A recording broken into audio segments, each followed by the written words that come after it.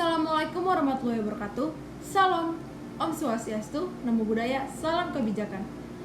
Halo semua, nama saya Zaputri Jadea. Saya dari kelas 12 IPA 5 ingin mempresentasikan tentang teks sejarah. Sebelum kita mulai, apa sih teks sejarah itu? Teks sejarah adalah teks yang menceritakan atau menggambarkan kejadian yang di masa lampau yang berisikan fakta yang bernilaikan sejarah. Teks sejarah itu memiliki 3 struktur.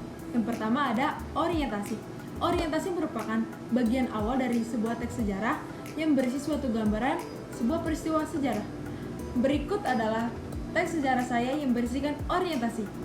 Saya lahir pada tanggal 16 Agustus 2004. Saya adalah saudari keempat dari 4 bersaudara. Yang kedua adalah urutan peristiwa. Urutan peristiwa merupakan bagian dari peristiwa yang dialami. Berikut adalah teks-teks saya yang menunjukkan tentang urutan peristiwa. Ibunda saya meninggal waktu saya umur 5 tahun, tepatnya sehari sebelum ulang tahun saya. Saya mendapatkan bulian waktu saya SD, tapi itu tidak membuat saya lemah, itu membuat saya semakin kuat. Buktinya saya memenangkan banyak perlombaan bahasa Inggris tingkat Jabodetabek waktu saya kelas 5 SD. Saya juga menjadi wakil ketua OSIS waktu saya SMP kelas 2 sampai kelas 3 SMP. Saya juga aktif dalam bidang basket dan memenangkan banyak perlombaan tingkat SMA dan sederajat. Yang ketiga adalah reorientasi atau penutup. Biasanya berisikan tentang komentar penulis terhadap peristiwa yang telah terjadi. Berikut adalah teks-teks saya menunjukkan tentang reorientasi. Dengan masa yang saya lalui, saya masih bisa berprestasi dalam bidang basket dan organisasi. Saya juga bermimpi ingin mendapatkan beasiswa ke negara ginseng atau negara Korea Selatan. Berikutnya saya akan mengidentifikasikan nilai-nilai yang ada di dalam teks sejarah saya. Yang pertama itu ada nilai pendidikan. Nilai pendidikan adalah sesuatu yang berhubungan dengan perilaku baik, dewasa, dan bermanfaat serta dapat memilih mana yang baik dan buruk.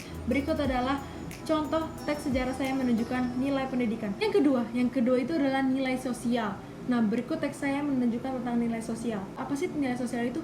Nilai sosial adalah nilai yang berhubungan dengan masalah sosial dan hubungan manusia dengan masyarakat. Yang ketiga itu adalah nilai psikologi.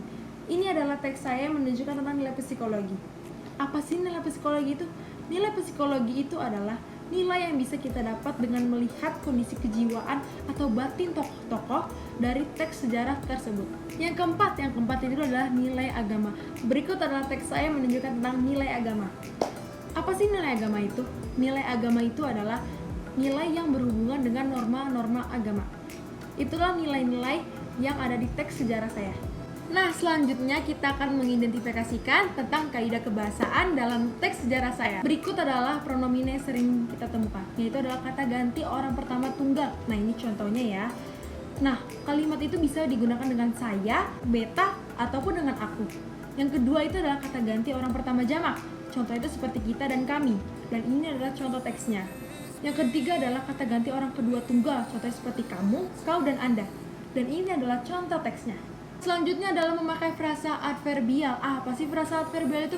Frasa adverbial adalah menggambarkan suatu kejadian atau peristiwa, waktu serta tempat.